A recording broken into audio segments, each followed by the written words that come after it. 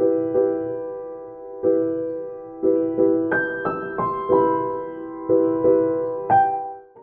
sentiment de l'archéologue est toujours le même, c'est-à-dire que c'est le fait de découvrir, c'est quand on découvre l'objet que le moment semble le plus important, même si effectivement le travail de l'archéologue ne se limite pas à la découverte de l'objet en lui-même. Après la découverte de l'objet, il y a tout ce qu'on peut faire dire à cet objet. Alors, certes, la découverte de la tombe de Toutankhamon est vraiment une découverte très exceptionnelle, d'ailleurs il n'y en a eu qu'une seule de ce type.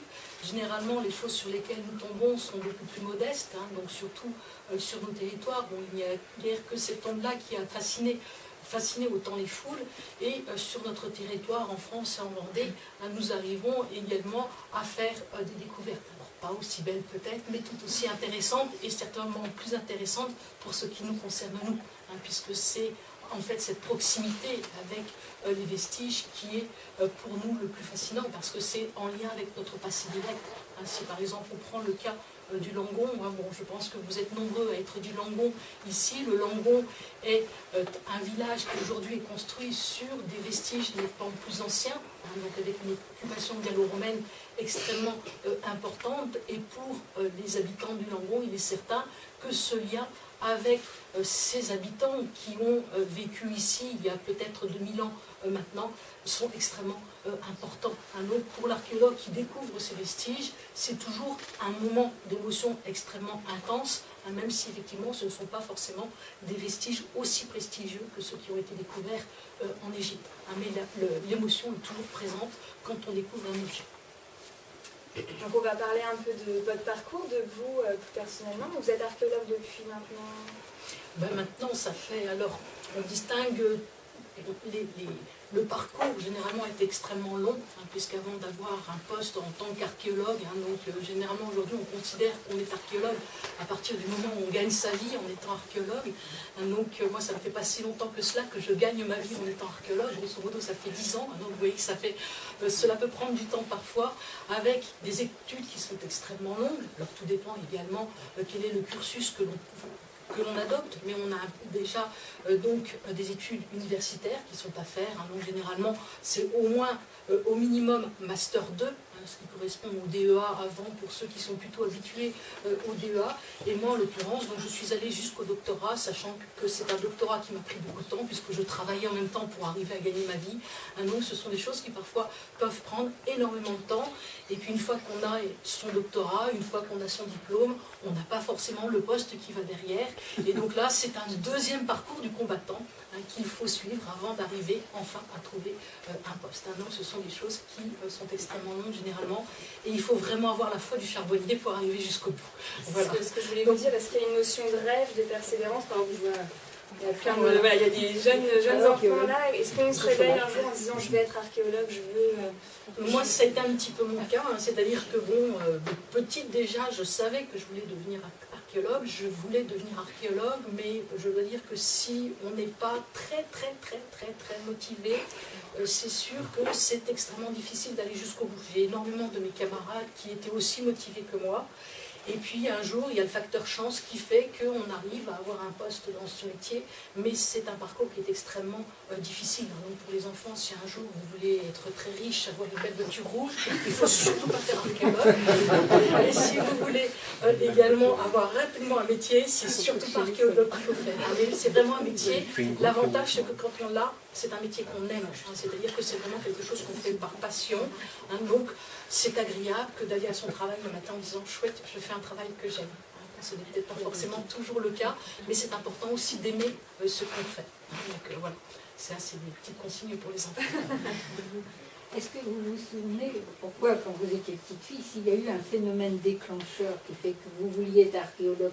Parce que dans le sens commun, enfin je veux dire, bon, vous savez, il y a beaucoup d'enfants, ils veulent être médecins parce qu'ils voient le médecin quand ils sont malades, ils veulent être infirmières, ils veulent être pompiers parce que des choses de service. Archéologue, bon, ben c'est pas dans je veux dire, c'est pas dans la mémoire, c'est pas... Voilà, alors je dois dire que cette volonté de devenir archéologue, c'est quelque chose qui a mûri, si vous voulez, dès que j'ai eu 5 ou 6 ans. C'est-à-dire que quand j'étais toute petite, j'avais une mère qui m'emmenait à des sorties de géologie. Et je passais, voilà, et donc je passais mon temps à ramasser des cailloux. Et alors je ramassais des cailloux, et mon père régulièrement mettait ça dans son béton. Quand il faisait quelque chose, il fallait hop, je mettais des cailloux de toilette, parce qu'effectivement, il y en avait partout, je ramassais les cailloux. Et puis donc j'étais attirée par la géologie. Alors il y a un moment, bon, la vulcanologie, ça m'intéressait, bon, tout ce qui était en géologie, quoi, géologie, vulcanologie, bon, tout ça, ça m'intéressait beaucoup. Les sciences de la Terre m'intéressaient beaucoup. Et je veux dire que j'étais nullissime en maths. Ce qui m'a freinée donc, dans toutes ces sciences, donc géologie, vulcanologie, et ce qui fait que j'ai suivi plutôt un parcours littéraire, et c'est allé, donc voilà, c'est allé à ça a croisé le chemin de l'archéologie, donc dès l'âge de 12 ans, 13 ans, je savais que je voulais faire ça. Donc après, bon, j'ai eu la chance de pouvoir fouiller assez jeune, à cette époque où il y avait des chantiers de fouilles qui arrivaient à prendre des enfants relativement jeunes. Bon, j'avais 15 ans la première fois que j'ai fouillé, maintenant c'est plus forcément le cas, mais j'ai eu cette chance-là, donc trouver un chantier qui était assez familial, où j'ai pu vérifier que c'était vraiment ça que je voulais faire. Donc ça remonte quand même à assez longtemps. Vous avez fouillé en France ou bien à l'étranger aussi? Alors moi j'ai surtout fouillé en France, puisque en France en fait il y a de l'archéologie partout. Donc j'ai surtout fouillé en France. Donc moi j'ai commencé, je suis originaire de Côte d'Or, donc c'est loin de la Vendée. Donc j'ai beaucoup fouillé en Côte d'Or. Et puis autrement j'ai fouillé un petit peu à l'étranger, mais là c'était dans le cadre d'un sujet de recherche, puisque moi dans le cadre de mon doctorat, je me suis spécialisée sur une matière, un ambre qui est une matière, une résine fossile, qui est trouvée surtout sur le pourtour de la mer Baltique, ce qui m'a amené à aller faire des recherches donc en Union soviétique, puisqu'à l'époque c'était encore l'Union soviétique, dans les pays baltes, en Pologne. J'ai vraiment fait tous les pays qui sont situés sur le pourtour de la mer Baltique pour arriver à collecter les informations qui m'intéressaient dans le cadre de mon doctorat, et c'est dans ce cadre-là que j'ai un petit peu fouillé à l'étranger, mais je dois dire que c'est vraiment quelque chose qui est infime dans tout le reste. Sachant quand même que généralement ce qu'on voit dans le métier de l'archéologue, c'est la fouille. Mais la fouille, c'est la face visible de l'iceberg. C'est-à-dire que, alors c'est le côté le plus spectaculaire, parce que justement c'est le moment où on découvre l'objet, c'est ce moment-là qui est le plus fascinant, c'est le moment où on trouve l'objet. Mais après, si vous voulez, cet objet, il faut l'interpréter, il faut interpréter également le contexte dans lequel il a été trouvé, et c'est ce qu'on appelle le travail de post-fouille, et le travail de post-fouille est nettement plus important que le travail de fouille. Aujourd'hui, on compte à peu près, pour vous donner un ordre d'idée, que pour un jour sur le terrain, on passe 4 jours en post-fouille. Donc c'est tout ce travail qui est fait derrière, qui est fait en laboratoire, devant des écrans d'ordinateur, et qui représente la plus grande part de la vie de l'archéologue. Mais bon, effectivement, ce qui est fascinant, c'est la fouille. C'est vrai, quand je pense qu'on est nombreux à voir cette image, quand on pense archéologue, on a un peu l'image d'un Indiana Jones parcourant le monde et à la recherche de trésors. Votre quotidien, c'est pas ça? Non, c'est pas ça. J'ai jamais trouvé de trésor. Voilà, donc généralement, quand on fouille, bon, les archéologues ont pour spécialité en fait de fouiller les poubelles de l'histoire. Très souvent, ce qu'on trouve, ce sont des fragments d'objets qui ont été cassés, ce sont des rejets de ce qu'on ne voulait plus. Donc les archéologues fouillent surtout les poubelles de l'histoire. Donc les poubelles, généralement, on ne trouve pas ce qui est beau, sauf si effectivement il y a une petite cuillère qui est partie comme ça par hasard. Mais la plupart du temps, on trouve uniquement des déchets. Donc ce sont des fragments de poterie, des fragments d'ossements, des rejets de cuisine. Bon, c'est ce qu'on trouve. Donc on a rarement des objets prestigieux. Alors, ça peut arriver, effectivement, mais c'est quand même relativement rare. Ce n'est pas le quotidien de l'archéologue. Souvent, il se contente effectivement de ces quelques objets parce qu'il arrive à les faire parler. Ce sont ces objets-là qui vont lui donner une information sur une société donnée, et l'archéologue peut aussi se contenter, ma foi, de structures très modestes. Là, on est dans Toutankhamon, je pense que vous pensez tous aux pyramides. Très souvent, les structures que nous pensons, c'est tout simplement ce qu'on appelle des trous de poteaux, c'est-à-dire les négatifs en creux de poteaux qui ont autrefois existé pour l'élévation des bâtiments, et dont il ne subsiste plus que le négatif. Mais pour nous, ce sont des informations. Donc, très souvent, les archéologues vont fouiller ce qu'on appelle des structures en creux, c'est-à-dire qu'il ne reste plus que les négatifs de bâtiments qui ont disparu. D'ailleurs, cette année, très récemment, vous avez eu un chantier assez important donc, sur la vie des herbiers. Oui. Vous avez découvert entre autres des poteaux, oui. bien sûr. Donc ça, c'est peut-être un chantier qui peut être intéressant d'expliquer un petit peu. Voilà. C'est quand même une envergure assez importante. Voilà, donc c'est effectivement, donc, alors là on est en archéologie préventive, hein, donc cette archéologie qui est pratiquée en amont des travaux d'aménagement, et sur le projet de contournement donc, de la ville des Herbiers par le sud-est, il y a un site gaulois très important qui a été découvert par l'équipe départementale dont je fais partie, et donc c'était un village gaulois, et pour cette époque-là, on trouve surtout ce qu'on appelle des structures en creux. Alors vous avez par exemple ici un exemple de ce qui a été trouvé. Donc vous avez un grand fossé qui ceinturait une partie du site, puisqu'en fait c'est un site qui est sur un léger monticule, donc avec une occupation la plus ancienne qui se situait en bas du monticule et l'occupation la plus récente qui se trouvait sur le dessus, et vous aviez un grand fossé qui ceinturait une partie du site, pour ce qu'on en a retrouvé, puisque nous en ces cas-là, on ne fouille que sur l'emprise de l'aménagement. Hein, donc on ne peut pas aller au-delà.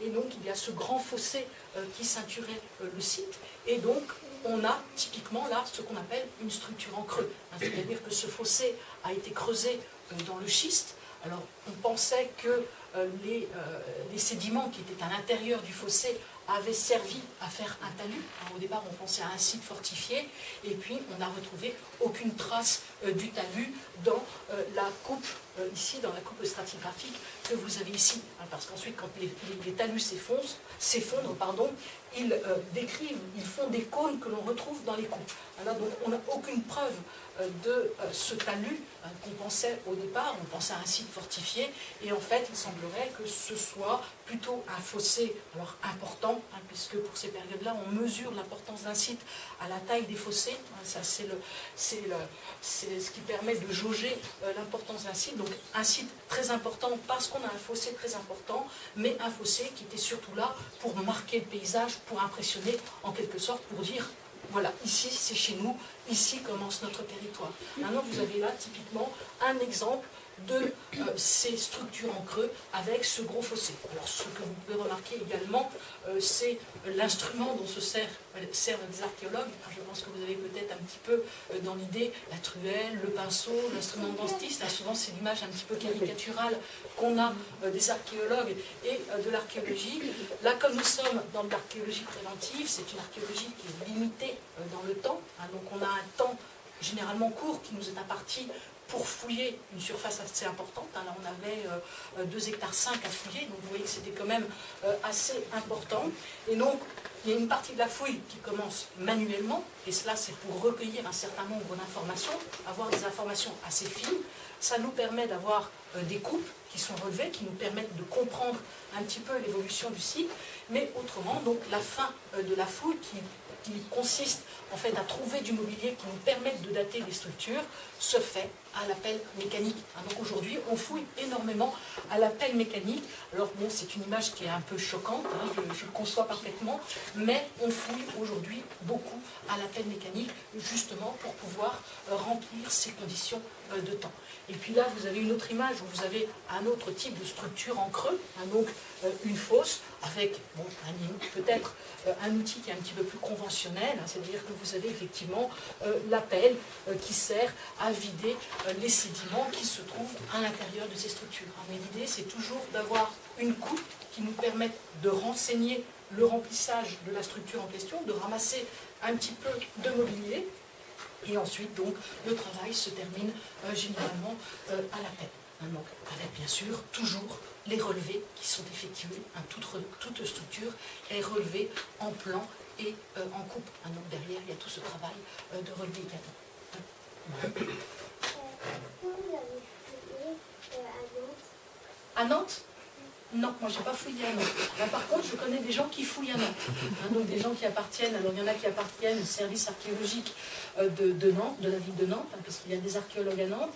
Et juste à côté de Nantes, à Rezé, il y a également un service archéologique, entre autres, qui fouille donc, les anciens quais gallo-romains de Nantes. Donc là, vous avez toutes ces fouilles du côté de Saint-Lupien, donc sur Rezé, où on a les anciens quais romains de Nantes qui ont été découverts. C'est peut-être le sens de la question? C'est bon? Oui.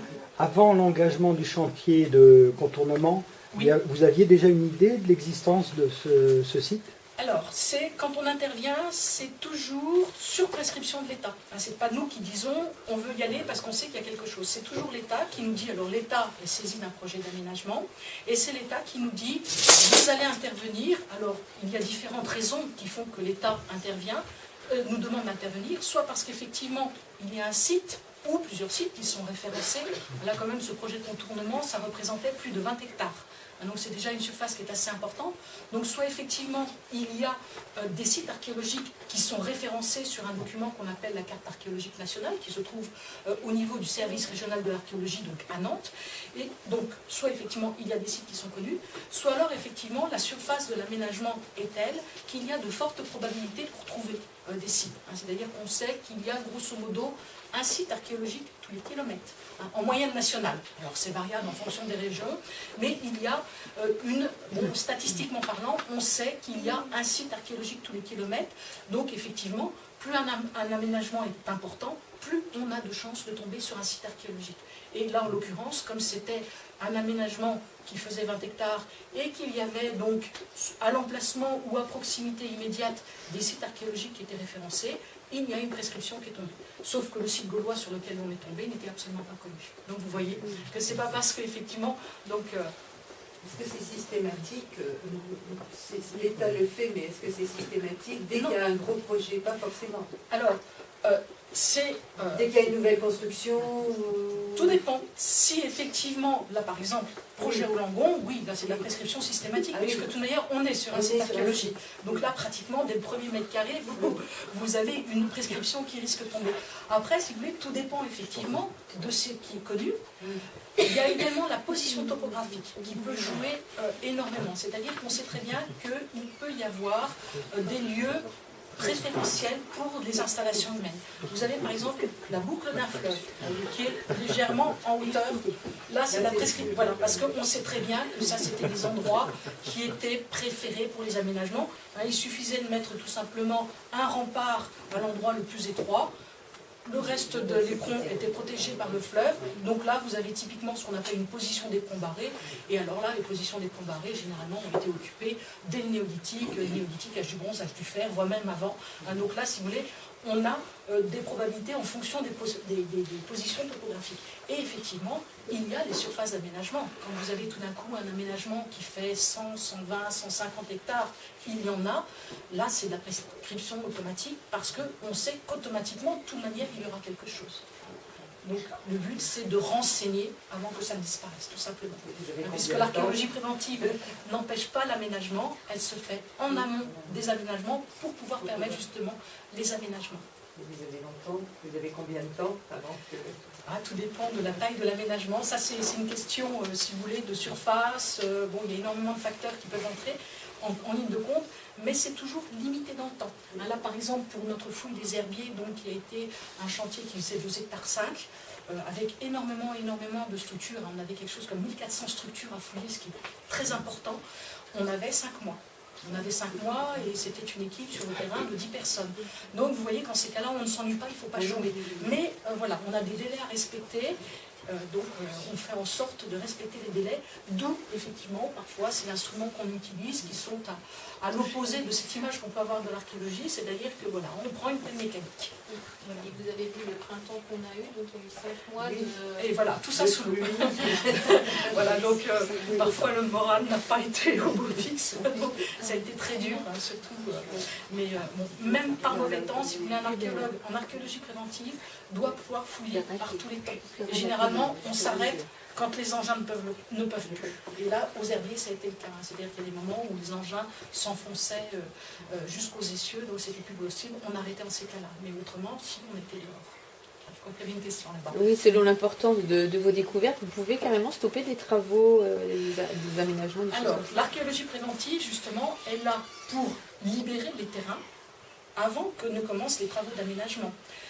Il peut y arriver parfois que l'État prononce des mesures de classement.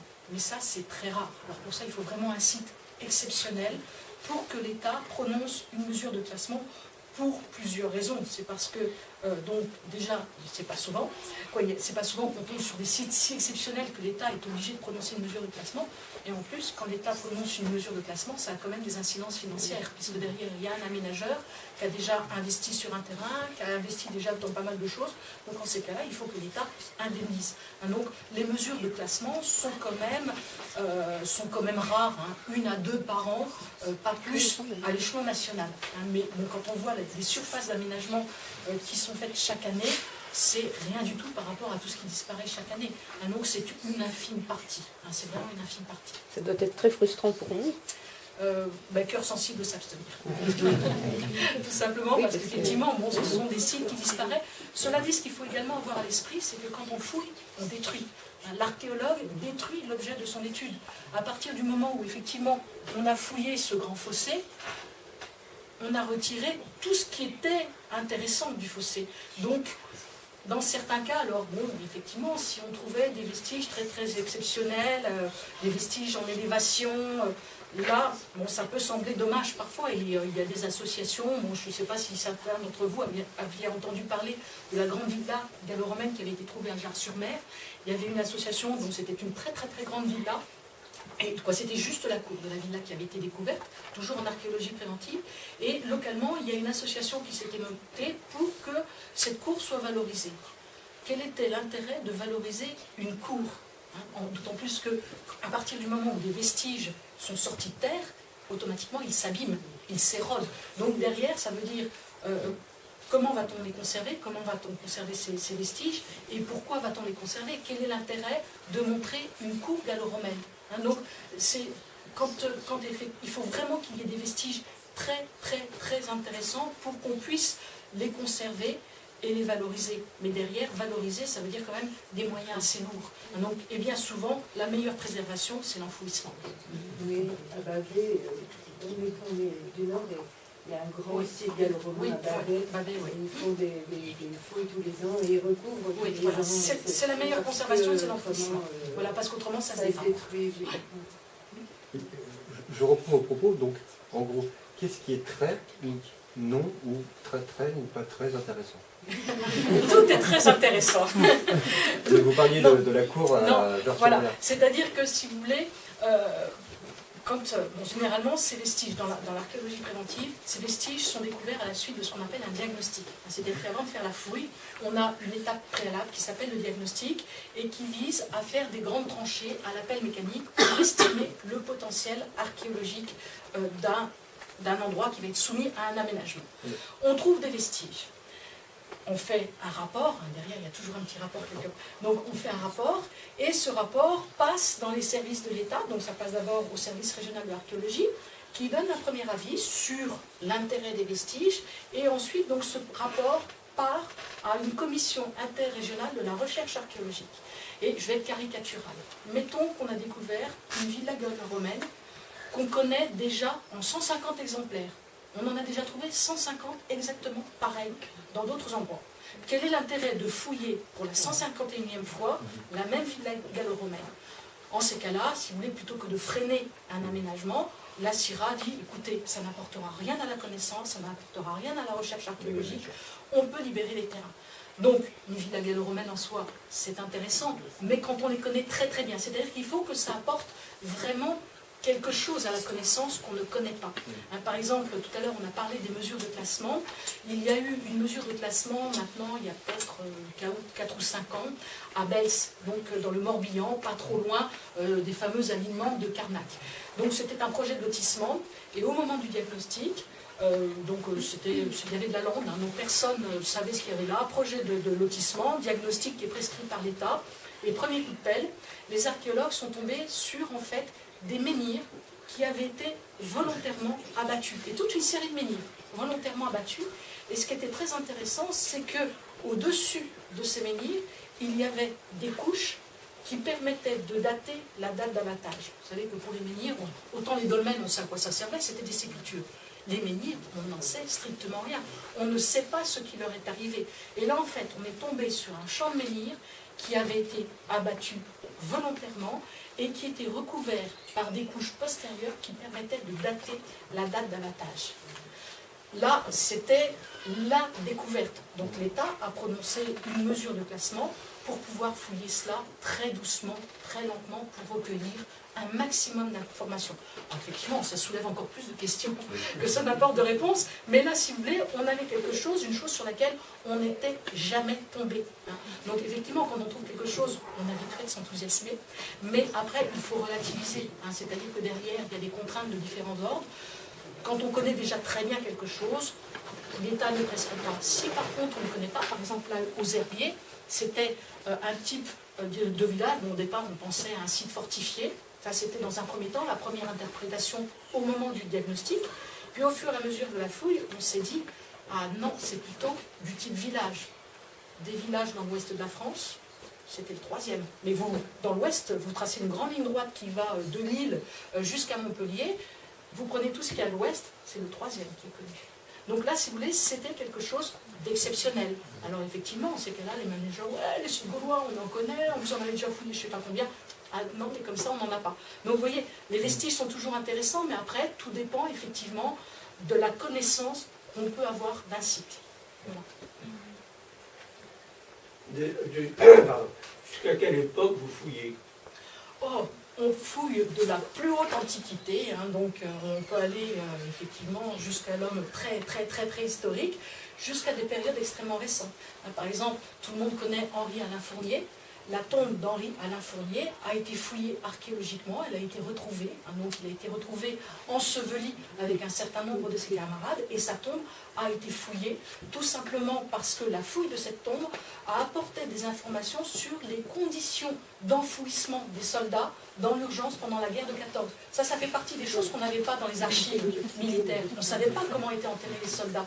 Si vous voulez, on fouille à partir du moment où ça peut apporter une information. Si ça n'apporte pas d'information, on ne fouille pas. Donc on peut fouiller des périodes extrêmement récentes. Les enfants. Ah, c'est bien. Je sais rien, je sais pas. Le plus gros site archéologique, celui-là, vous savez, celui des Herbiers, il était pas mal. Il était pas mal parce qu'on n'a fouillé que 2,5 hectares, mais on a fouillé juste sur l'emprise de la route, ce qui veut dire que de part et d'autre de la route, ce site s'étend. Et on pense que c'est un site qui faisait peut-être 6, 7, 8, 10 hectares. Donc en fait, on n'a fouillé qu'une infime partie de ce site. On sait très bien qu'il continue ailleurs. Donc là, c'était déjà un gros site. Oui. Est-ce que quand on fait de l'archéologie, on a besoin de Tokiwoki? Oui, nous on se sert de Tokiwoki sur le chantier. Tout simplement parce que... moi j'ai jamais fouillé dans le pied. Pour le moment, je n'ai fouillé qu'en plein air. Mais sur les chantiers, effectivement, on se sert de Tokiwoki parce que quand on est sur une route, quand on travaille sur une route, c'est ce qu'on appelle du linéaire. Donc entre le début du chantier et la fin du chantier, parfois il peut y avoir 500 mètres, même plus. Donc pour arriver à communiquer, ma foi, on se sert de Tokiwoki, c'est exact.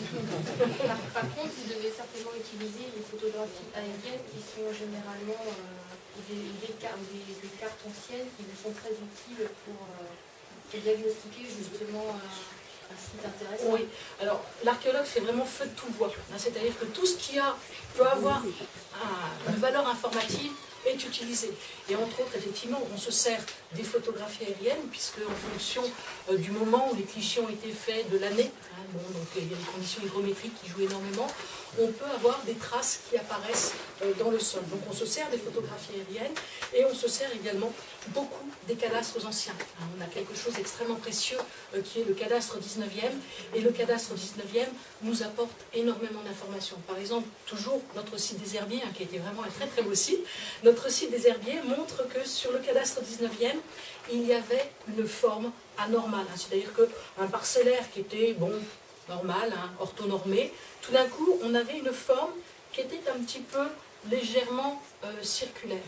Et en fait, on s'est rendu compte que cette forme qui a été conservée jusqu'à nos jours, parce que c'est encore une forme qui apparaît encore dans le cadastre actuel, et à plus forte raison donc dans le cadastre 19e, cette forme, en fait, correspond aux vestiges de notre gros fossé, ici, qui a été réutilisé, hein, c'est-à-dire qu'ensuite, c'est un fossé qui a suffisamment marqué le paysage pour que le parcellaire vienne s'appuyer sur ce fossé.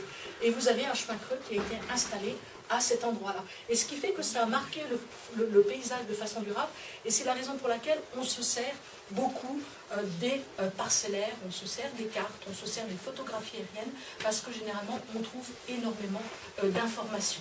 Donc là vraiment l'archéologue fait feu de tout bois. Toute information est bonne à prendre, parce qu'à force de les regrouper, on finit par pouvoir dire des choses. Justement, si j'ai bien compris, vous n'intervenez que s'il y a une demande au cours d'un aménagement. Mais est-ce qu'il n'y a pas de recherche archéologique qui vous fait dire, là, il doit y avoir quelque chose, et il n'y aura jamais d'aménagement à cet endroit-là? Voilà. Alors, il y a, bon, je vous ai surtout parlé d'archéologie préventive, parce que l'archéologie préventive représente aujourd'hui 90% de l'activité de l'archéologie. Mais il existe toujours une autre archéologie qu'on appelle l'archéologie programmée, donc qui est une archéologie qui, elle, s'inscrit dans le temps, qui n'a pas de contraintes en termes d'urgence, et c'est une archéologie qui correspond à des problématiques de recherche. C'est-à-dire que, par exemple, vous avez un étudiant ou un chercheur qui se pose des questions, qui veut répondre à une question, et pour cela, va demander une autorisation à l'État. C'est toujours l'État qui demande qui donne les autorisations, sachant qu'une demande de fouille doit toujours être argumentée. Pourquoi est-ce que vous voulez faire une fouille? À quelles questions souhaitez-vous répondre? Quelle est votre problématique? Et quelles sont donc vos compétences? C'est-à-dire qu'il faut également avoir des compétences. Et là, généralement, ces fouilles-là se pratiquent l'été, à la belle saison, et se déroulent sur 1 an, 3 ans, 10 ans, 20 ans, 30 ans. Vous avez des chantiers de fouilles qui durent depuis 50 ans. Là, par exemple, cette année, on fête le 50e anniversaire de la découverte de Pincevent. Je ne sais pas si certains d'entre vous avaient entendu parler de ce site paléolithique qui a été fouillé, qui est fouillé depuis 1964 donc au sud de Paris. C'est un campement de chasseurs du Paléolithique supérieur. Ça fait 50 ans qu'on fouille à Pincevent. Voilà, tous les ans, et là, c'est ce qu'on appelle de la fouille programmée. Mais c'est une fouille qui aujourd'hui représente une véritable peau de chagrin parce que, si vous voulez, c'est l'archéologie préventive qui prend toute l'énergie des archéologues. Et ce qu'il faut également avoir à l'esprit, c'est qu'on cherche à constituer des réserves archéologiques. L'idée, c'est quand même de garder des choses à fouiller pour les archéologues de demain, parce qu'on part du principe que demain, on fouillera mieux qu'aujourd'hui. Et puis on ne peut pas répondre à toutes les questions aujourd'hui, il faut en laisser un petit peu pour demain, tout simplement parce que les connaissances vont évoluer, donc demain on se posera de nouvelles questions, donc il faut également constituer des réserves archéologiques. Donc tant que faire se peut, on essaye de les conserver, mais c'est sûr que quand il y a un aménagement, là si vous voulez on ne peut pas faire autrement. Voilà. Et vous travaillez avec des historiens? Alors, oui, pour les archéologues qui travaillent plutôt avec les périodes historiques, il y a un recoupement entre textes et vestiges archéologiques. Là, c'est indispensable maintenant. Historiens et archéologues sont censés travailler ensemble. Alors, bien souvent, les archéologues font la démarche, peut-être un petit peu moins dans l'autre sens. Mais bon, ça commence à rentrer dans les mœurs.